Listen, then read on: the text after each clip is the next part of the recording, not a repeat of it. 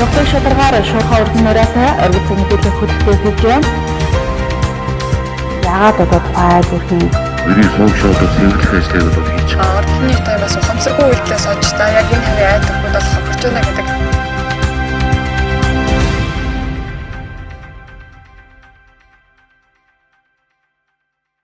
Орой мэнд үзэгчдээ чухлыг шударгаар шуурхай үүрэг нураатай оргил цаг мэдээллийн хөтөлбөрийн 21 цагийн мэдээ эхэлж байна. Мэдээллийн хөтөлбөрт анхаарлаа хандуулна уу.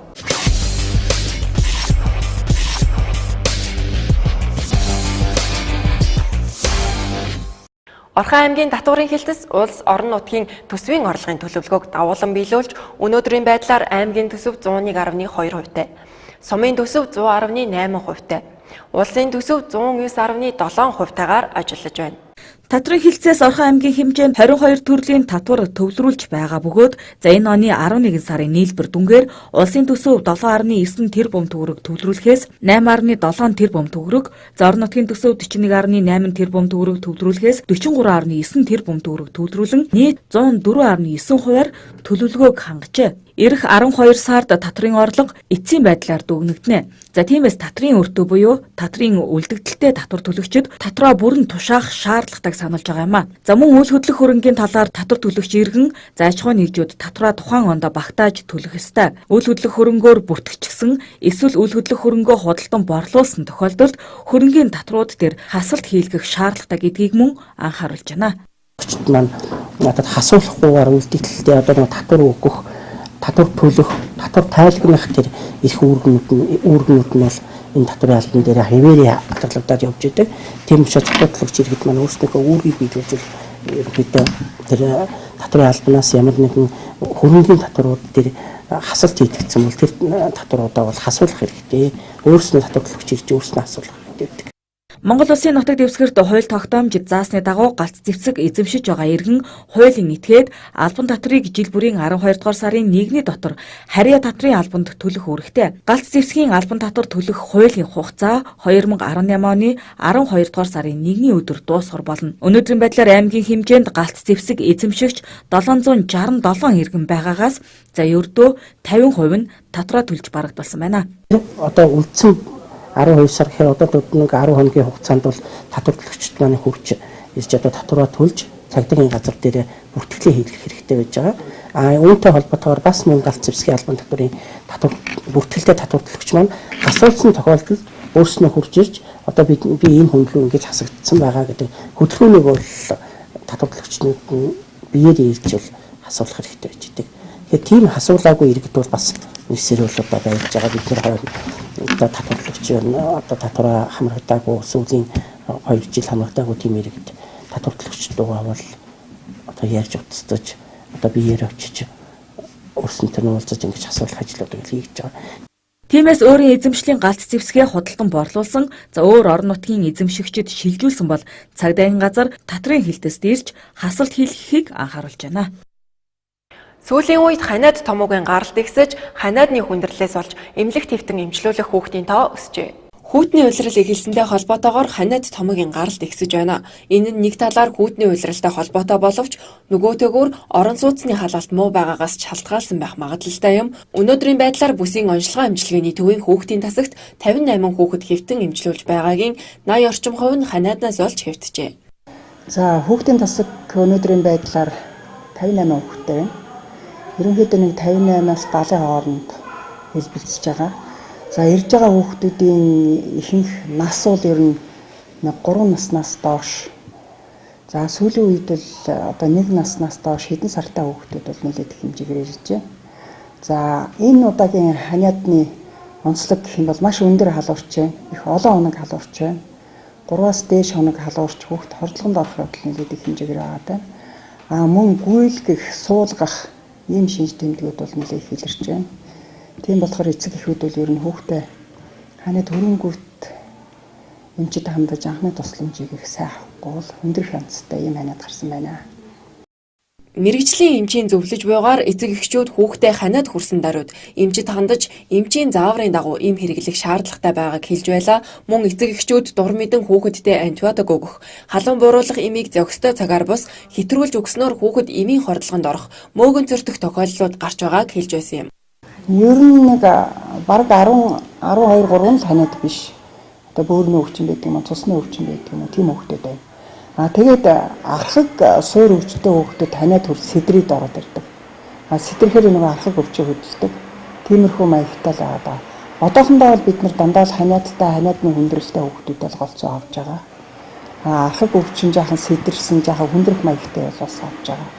За орны хүрэлцээ бол манайд хангалттай байгаа. Тэгээ оргуу гэж л хүүхэд буцаахгүй байгаа. Газар хүүхэд авахгүй байгаа, коридорт хүүхэд авахгүй байгаа. Шинэ эмнэлэгт орсонтой холбоотойгоор бол үйлчлүүлэгчдийн 5 дахь хуулийг сайн байгаа. Мөн ханиад хүрэх халуурах үедээ хүүхэд шингэнээ маш их алддаг байна. Тиймээс эцэг эхчүүдэд хүүхдээ ханиад хүрсэн тохиолдолд буцалсан ус, шингэн хар болон ногоон цай, хорсоол 100% цэвэр жимсний шүүсийг усаар шингэлж өгөх зэргээр шингэн сайн уулгах альч насны хүүхдэд халууны эмийг өгөхдөө 6 цагийн зайтай өгөх зайлшгүй шаардлагатай байгааг зөвлөж байсан юм. Түүнчлэн эцэг эхчүүд ханиаданд чацарган сайн гээд хүүхэддээ чацарган өгөх нь их байдаг. Гэтэл чацарган харшил үүсгдэг учраас 2 хүртэлх насны хүүхдүүдэд аль болох чацарганы шүүс өгөхгүй байхыг анхааруулж байгаа юм. Орон сууцны айл өрхүүд иргэд хүүхэд багчууд гэртээ боломжийн хэрээр дулаалж хувцалсан ч даарч жиндэн хамрын ханиад хүрч байна. Учир нь цаг агаар хүүтрэхтэй зэрэгтэн сүүлийн үед халаалт хангалтгүй өгөгдөж байгаатай холбоотой юм. Энэ талаар бэлтгэсэн дараах сурвалжлагыг хүлээн авна. Оргил цаг мэдээллийн хөтөлбөрийн сурвалжлах баг за Эрдэнэтийн дулааны цахилгаан станц дээр ирээд байна. За учир нь сүүлийн 3-7 хоног бол Эрдэнэт хотын орон сууцны орчин суугчдын хувьд за халаалт маш хангалтгүй байгаа талаар маш их санал гомдлыг за сошиал болоод за аймгийн засаг даргын тамхин газар за мөн хил мэдээллийн байгууллагууд удаа ирүүлж байгаа. За энэ талаараас холбогдох арга хэмжээг авахыг хүсэж байгаа юм а. За тиймээс одоо энэ чиглэлд бол Эрдэнэт тусаа дулаан түгээх сүлжээ. За мөн одоо аймаг орон нутаг за Эрдэнэтийн дулааны цахилгаан станц гэх мэт одоо байгууллагууд хамтран одоо удаа дараа хэмжилт хийсэн байгаа. За хэвийн хэмжээнд бол одоо яг халаалтыг өгч байна гэж мэдээлж байгаа. За тийм ч учраас бид яг бодит байдлыг одоо яг энэ дулааны цахилгаан станцаас өгж байгаа температур нь яг ямар байгаа талаар бид мэдээллийг хүргэхээр энд ирээд байгаа юм а. Ингээд холбогдох одоо албаны хүмүүсийн яриаг та бүхэнд хүргэж байна. Дулаан одоо хангалтгүй байна гэж одоо гомдлууд бол ирж байгаа. Гэхдээ манай дээр ирэхгүй байна. Дулааны гомдол бол гол Эрдэнэт тус дээр таягийн дав ирж байгаа юм шиг байна. За бид энэ 13-14-ний өдрийн стипендиуд дээр авсан хэмжилтүүд одоо энд байна. За өнөөдрийн байдлаар манайхаас шөнөдөө бол 108 градус, за өдөртөө бол одоо 102 градусаар эндээс гараад 62 градус бол буцаж ирж байна. За энэ бол ер нь бол халаалт хэвийн ажиллаж байна гэсэн үг. За манай диспетчерийн үндэсний төвөөс өгсөн графикын дагуу. За энэ 1-р контураас цааш бол Эрдэнэт тус компани, түгээх компани одоо манай борлуулалтын орлогоос 35% шинтгэл авч тохируулга хийж байгаа шүү дээ. За тэр компанийн ажиллагаан дээр бол бас зарим нэг гомдол гарч байгаа юм байна гэж ойлгож байгаа. Яагаад энэ манай 1-р контур дээр асуудал алга байна гэхдээ зэрэг 1-р гадны гарын температураас бид өнөөдрийн байдлаар 10-аас 12 градус өндөр явж байна. Манайтай холбоотой манай 1-р контураас гэрээтэй 264 аж ахуй нэгжүүрх айлаас ямар ч гомдол ирэхгүй байна. За яг ганц нэг ЗТП-тэй тэр уянгийн ЗТП 1-р микрийн ЗТП-нүүд дээр бас даралтын зэрэг гарахгүй байсан талууд бол байгаа. За манайх Эрдэнэт тустай хамтраад энэ даралтуудыг бол гаргаад одоо юу гэх юм рүү чөтгөрөөс эхлээд орсон. Тэн дээр бол одоо дахиж гомдол гарах ёсгүй. Хорооллын эцэд бол одоо нэмэлт насос тавиад чөтгөрөөс эхлээд ажиллаулаад ирсэн. Тийм учраас хорооллын эцэдээр бол энэ жил үйл бас гомдол багтаа үлжнэ гэж ингэж ойлгож байгаа. За энэ нэг зүйл байгаад байгаа юм. Бид нэр одоо үндсэндээ гадны гаартай харьцуулсан температураас 10-аас 10 хэдэн градус өндөр яваад байна гэдэг маань бид нар энийг бол технологийн гормоор биш хүчээр халааж байна гэсэн. Хүчээр. Тэгээ ингээд хүчээр халаагаад ирэхдээ зэрэг манай хэрэглэгчид яадаг болсон гэхээр сүүлдээ цонхоон дулаална гэдэг ойлголт байхгүй болсон. 100 болон энэ пари чинь бол уг нь бол угааж явах хэрэгтэй шүү дээ. Энэ угаалаг энэ нэгээрээс хийхээ болсон. Тэр хаалт арам дотор тохируулгынхаа регуляторууд ямар ч тохиргоо хийхгүй байна. Тэгээд одоо янз бүрийн нэмэлт холбол залгалт гэдэг ингээд дур мэдэн хийдэг ийм юмуд бол байгаа. Энэ нь бол одоо Эрдэнэ тусын ажил дээр бол бас хүндрэл учруулж байна гэж бид бол харж байгаа. Тэгээд цаашдаа хэрэглэгч ч гэсэн энэ дээрээ онцгой анхаарах хэрэгтэй аж ахуйн нэгжүүд даялгаваа дээрээс нь одоо тохируулга хийж байгаа тэр компани бас одоо ажлаа сайн хийх ёстой гэж ингэж л бол харж байгаа. За манайхаас бол гарч байгаа температур босч байгаа температур даралт 16.6-тай гараад энэ 5.5-тай ирж байна. Температур одоо өнөөдрийн байдлаар 102 градустай яваад 62 градустай ирж байна. Тэгэхээр бол долооны цахилгаан станцаас хамаарч халаалт тоглодог шүү гэдэг хэрэглэгчтэй бас хэлье. За яг одоо гаднах температур хэд вэ? Тэгээд танахаас өгж байгаа температур нь ямар вэ? Ер нь стандарт норм нь юу гэж заасан байдаг юм та? За өнөөдрийн байдлаар бол гадны хорын температур одоогийн байдлаар хасах 6 градустай байгаа. Өглөө өнөөдөр бол диспетчер үндэсний төөсгсөн горим нь болохоор зэрэг сүлжээний горим 104-54 байх ёстой. Тэгээд гадны гарын температур хасах 6 байгаа болохоор бид нар бас гадны гарын температуртаа уялдуулж барьдаг. За одоогийн байдлаар бол сүлжээний температур 116 дээр байж байгаарай. 102.2 градустай шууд усны температур. За буцах усны температур нь болохоор биш зааж ороод энэ чинь ингэ амар хатгалт биш үү. 62.9 градустай явж байна. Тэгэхээр зэрэг бид нар диспетчер үндэсний төөсгсөн график гадны гарын температуртаа уялдуулж сүлжээний температурыг барьдаг байгаа. Бас 6 градусд бид нар 86 градустай байх хэрэгтэй байна сүлжээний температур. Гэтэл одоо 102 градустай байна. Ер нь одоо өнгөрсөн жил айл өрхөдийн халаалт ассан маш сайн одоо янз бүрийн ийм гомдол ирж байгаагүй л дээ. Тэгэхээр яг танахаас ямар одоо температураар өгдөжсэн бэ? Яг энэ хэмээр л өгдөжсэн. Тийм ээ, яг л энэ хэмээр өгдөжсэн байгаа. Тэгээд энэ жил ийм гомдол гарч байгаа. Гадны гарын температур ер нь жоохон хүүтэнтэй холбоотой байгаа л гэж бид нэр бодож байгаа. Тэгээд ер нь бол гормоор л явж байгаа сүлжээний температур бол гормоосоо тийм 4-5 градусын илүү ч юм уу, зарим үед баг 10 хэдэн градусын илүү явж байгаа шүү дээ. Бид яг одоо Эрдэнэтийн дулааны цахилгаан станцын одоо офис дээр ирсэн байна. За Дөнгөж цайхан ерөнхий инженер Сурмаа хоролтоос ярилцсан. За одоо энд парн ингээ барихад бол удаан барих аргагүй. Одоо маш сайн халаалттай байна. За харин одоо орон сууцны айл өрхөдийн хувьд одоо гомдол гаргаж байгаачлан за 1-р микр хорооллоор бас орж одоо айлын парн яг ямар халаалттай байгаа талаар бас та бүхэнд одоо өөрийнхөө мэдрэмжээр бас илэрх. Танай байрны хувьд халаалт хэр вэ? Одоо яг одоо танай халаалт айгүй муу байна өө. Ерөөс хаалж дээгүүрээ жоохон халал доогоор одоо хөтөн байгаа. Тийм л. Гэртээ ер нь хэр хувцалж ийн хүмүүс бас айгүй хувцалж байгаа би. Тэгээд зузаан хувцтай байхгүй л ерөөсөө таараад ерөөс болж өгөхгүй. Тэгээд хүүхэд яхаа өглөө цэцэрлэгт яваад орой ирдэг тулдаал байх юм. Хагас бүтэн сая дээр бол даараа л юм. Би бас хэд хоног өмнөөс даараад болдгоо. Бас нэг жоохон хамраа хийнэ төрчээл одоо жоохон гайгүй л болж байгаа шиг. Тэг ирсэн л уулна сэлэсэнэ ирээд үзэж ин лээ. Үзээд нөгөө нэг тохируулдаг юм байдаг шиг нэг тэргээр ингэж үзсэн чинь дээдх нь 20 бай доотх нь хэд вэ ч гэх баг юм яриад юм лээ. Тэгэхээр яг одоо бид үргэлжлүүлэн 1-р микр хороололд ирсэн байна. За 1-р микр хороолол айлд орчихсон байна. За энэ айлын хувьд за вакуум цонхтой за ямар нэгэн дулаан алдалтгүй ингээ бүгд талаараа дулаалсан байгаа хэрнээ. Пар нь одоо ийм маш одоо өлбгөр халаалт маш муу байна. Ингэснээр энэ айл өрхүүдийн хувьд бол одоо халаалттай холбоотой санал гомдлууд маш их ирж байгаа. За гэрийн хувьд ч гэсэн бас сэрүүхэн ийм байгаа юм. Тэгэхээр Эрдэнэтийн дулааны цахилгаан станц төрийн өмчит компани одоо ерөнхий инженерийн зүгээс юу гэж тайлбарлаж байгаа гэхээр манахаас өгч байгаа дулаан за ерөнхийдөө Эрдэнэт хотыг тойрсон байгаа энэ одоо шугамд 280 гаруй одоо хэрэглэгч байдаг. За тойроод гарахтаа яг стандарт одоо нормын дагуу одоо ингээд одоо дулааныг дамжуулдаг. За харин манахаас одоо авч одоо түгээж байгаа ашиглаж байгаа Эрдэнэт тусад дулаан түгээх сүлжээ орон нутгийн өмчит компани ЦТП-нүүд дээр одоо тохируулга алдагсан эсвэл тохируулга муу хийснээс тохируулга одоо зөв тохируулаагүй улмаас айл өрхүүдэд очиж байгаа температураас ийм зөрүүтэй байж болох юмаа гэсэн ийм тайлбарыг хийж байгаа.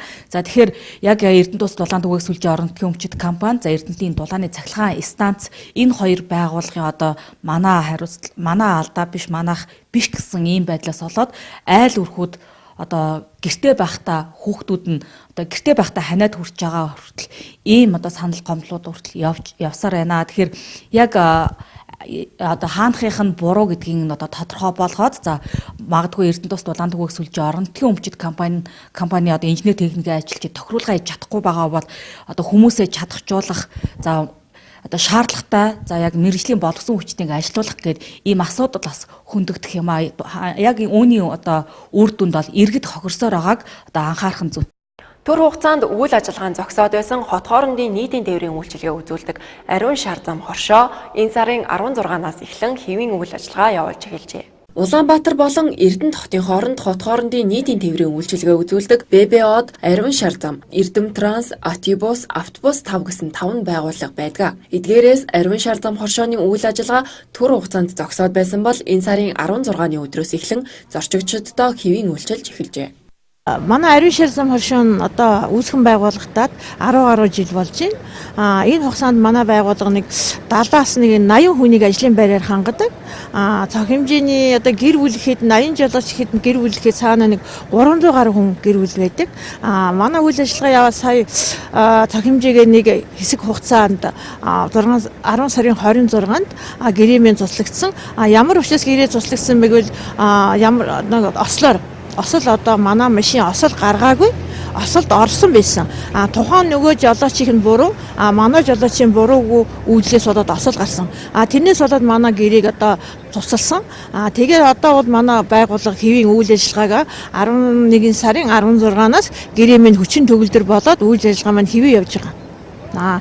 Одоогийн байдлаар манайс суудлын тэрэг нэг 48 автобус нэг 9 автобус идэгий. Тэгээд нийтдээ нэг 53 жолооч тээвэр хийж гүйцэтгэдэг. Одоо суудлын дэргийн төр одоогийн байдлаар шийдэгдээгүй цаг хугацааны асуудалтай жаахан байгаа. Цаашдаа ер нь 12 сарын 1-ний хавцнаас эхлээд үүсгэн явна. Одоогоор ариун шар зам хоршооны том аврын автобусууд үйлчилгээ үзүүлж байгаа бол эх сарын 1-ээс суудлын машинууд хэвийн үйлчилж эхлэх юм байна. Мөн энэ хамт олон жолооч, суудлын тэрэг, автобустай холбоотой бүхэл төрлийн үйл ажиллагааг стандартын дагуу мөрдөн ажилдаг гэдгээ хэлж байсан юм. Ариун шар зам гэсэн тийм хуцааштай ажлын хувцас гокор бид нар бүр ингээд захиалгаар нэгсэн журмаар хэлсэн тийм ариун шар зам гэсэн хувцастай хоршоо гэсэн хувцастай байгаа. Кавинд бол одоо танд нэг ариун шар зам хоршооны ийм дугаартай ийм жолооч үйлчилж явна гэсэн бүх тийм кавинд байгаа. Ер нь тэгээд энэ тээврийн үйл ажиллагаа ямар байх ёстой зохицороо тэр үйл ажиллагааг бүгдийг хангаж ажиллаж манайх бол тийм ер нь яг тээвэр ямар номонд дүрмээр өгдөг тэрний дагуу явагдаж байгаа байхгүй манайх.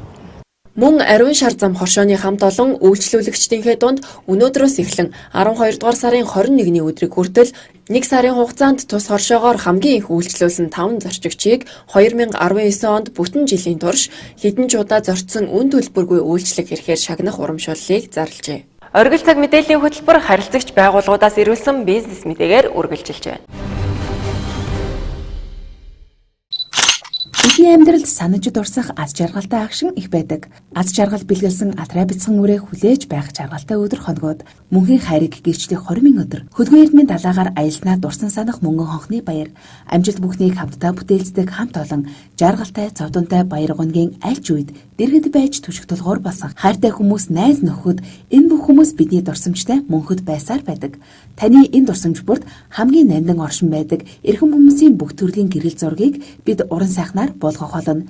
Эрдэнэт хотноо шинээр нэгдсэн Макс гэрэл зургийн студи нь жирэмсний зураг, амьд хамт олонны зураг болон өрх тусгаарлаж галхуламтай бадраах гэж байгаа хосуудтай зориулж хормын багц үйлчилгээг танд санал болгож байна.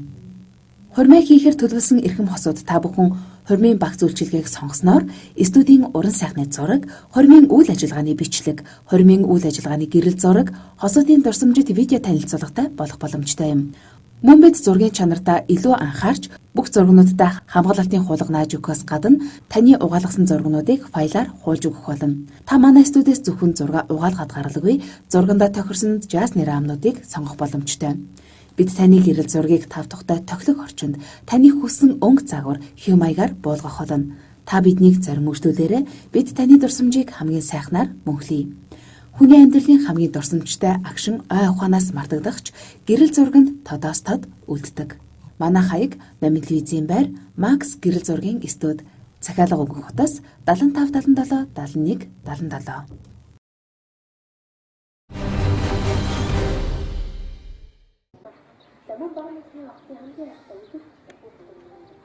Баян цаалаа компани 2009 онд байгуулагдсан цагаас хойш өнөөг хүртэл бичил санхүүгийн үйлчилгээг нийгмийн бүхий л салбарт хамрах хүмүүст хүргэсээр ирлээ. Бид Монгол улсын үндсэн хууль, иргэний хууль, эрүүгийн хуулийн болон бусад хууль тогтоомжид нийцүүлэн хэрэглэгчдийн эрх ашигыг хамгаалсан гэрээ контрактыг ханган ажиллаж байгаа юм. Үн тэдлийн үнэлгээг одоо мөрдөгдөж буй зах зээлийн хажнаас хавьгүй өндрөөр үнэлж өгдөг бөгөөд зээлийн хүүг хамгийн уян хатан нөхцлөөр буюу хэрэгэлсэн хугацаагаар нь бодож тооцдог. Мөн үйлчлүүлсэн өдрөөс хойш 90-100 хоногийн хугацаанд зээлдэгчийн лац бүхий үн тэдлийг хадгаж өгдөг бөгөөд 100 хоноод ирсэн ч ямар ч алдаан бодохгүй. Бичил санхүүгийн үйлчилгээнд зээл хүсэх, зээл олгох ажиллагаанаас гадна үйлчлүүлэгчийн нууцыг хуульд заасны дагуу хамгаалах, барьцааны эд зүйлсийг тусгай зориултын өрөө тасалгаанд, зориултын СЭП савнд өндөр харуулт хамгаалтанд дор хадгалдаг юм. Баян цаалаа компани хэрэглэгч үйлчлүүлэгч рүүгээ чиглэл төрөл бүрийн судлаад олон урамшуулалт үйлчилгээнүүдийг байнга идэвхтэйгээр зохион байгуулдаг бөгөөд 2009-оос 2018 оны хооронд 33 саятан тодруулсан байна. Үүнээс 15 үйлчлүүлэгчээ гадаадад 20 үйлчлүүлэгчээ Монголын үзэсгэлэнт газруудаар аялуулсан. 220 өндөр наснд цагаан сарын 5-гийн иж бүрдэл, 5 азтай өндөр наснд ууцны хонь бэлгэлсэн байна. Мөн жил бүрийн 6 сарын 1-нд их хөрсийн баярт зориулан ээжтэй бие хартай эсэ бичлэгийн уралдаанд зарлаж эхний 5 байр эзэлсэн хүүхдүүдийг өргөмжлөлт мөнгөн шагнал уралдаанд оролцсон бүх хүүхдийг компани зүгээс шагнаж урамшуулдаг юм. Мөн нийгмийн хариуцлагын хүрээнд үйл ажиллагаа явуулж буй урах хажимаагийн бүтэн өнчин хөгжлийн бэрхшээлтэй аутизмтай хүүхдүүдтэй хүүхдийн баярын болон шинэ жилээр бэлэг гартуулдаг уламжлалтай. Баян цаалаа сайтн ламбард нь үйлчилгээний төвийн 1 давхарт болон баян худалдааны төвийн 1 давхарт байрлаж байна. Чухлыг шударгаар шуурхаа үргэн нураатай оргил цаг мэдээллийн хөтөлбөрийн 21 цагийн мэдээ өндөрлөж байна. Хөтөлбөрийн төгсгөлд ус цагуур орчны шинжилгээний газраас ирүүлсэн цагаагаар мэдээллийг хүлээн авна.